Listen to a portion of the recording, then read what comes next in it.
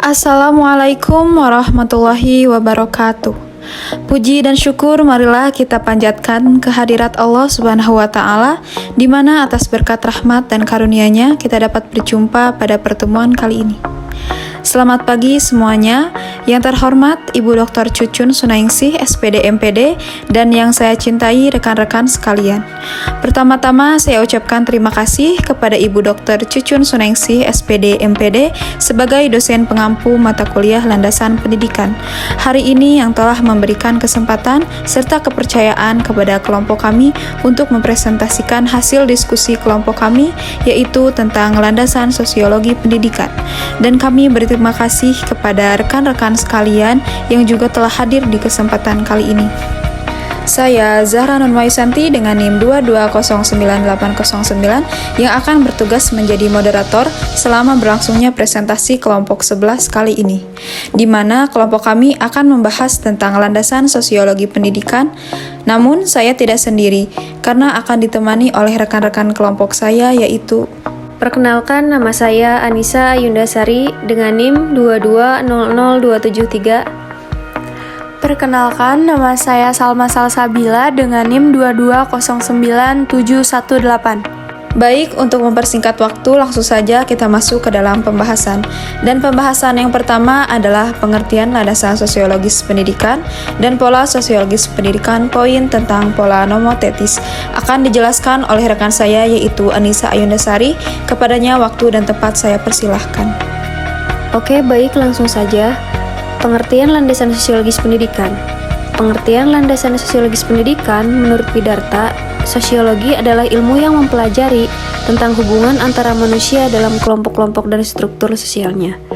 Dengan kata lain, ilmu ini mempelajari tentang bagaimana individu atau manusia berhubungan dan berinteraksi dengan individu lain dalam kelompoknya, serta bagaimana bentuk susunan unit-unit atau struktur dalam masyarakat atau sosial beserta kaitannya satu sama lain.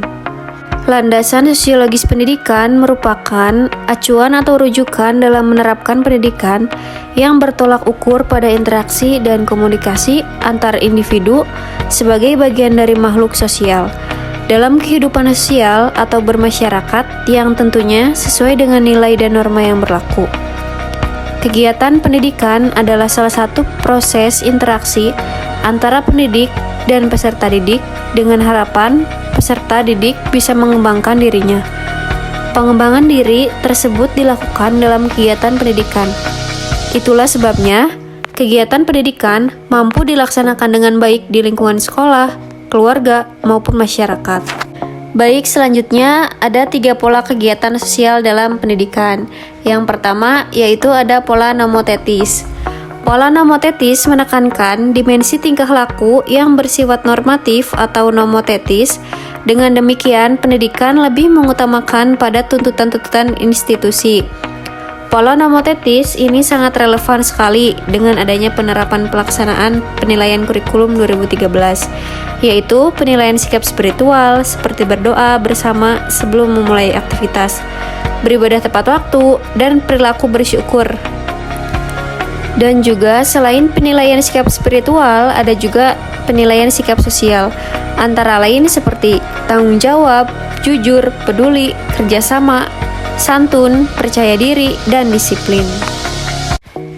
Selanjutnya yang kedua ada pola ideografis. Pola ideografis lebih menekankan pada dimensi tingkah laku yang bersifat tuntutan individual, kepribadian, dan perseorangan.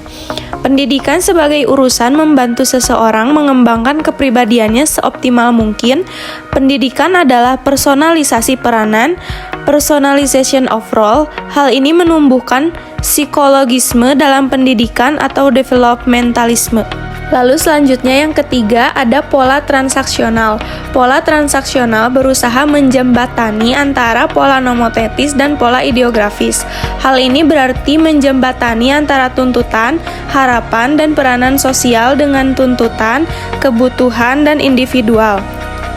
Pola transaksional memandang pendidikan sebagai sebuah sistem sosial yang mengandung ciri-ciri bahwa Yang pertama, setiap individu mengenali betul tujuan sistem sehingga tujuan tersebut menjadi bagian dari kebutuhan dirinya.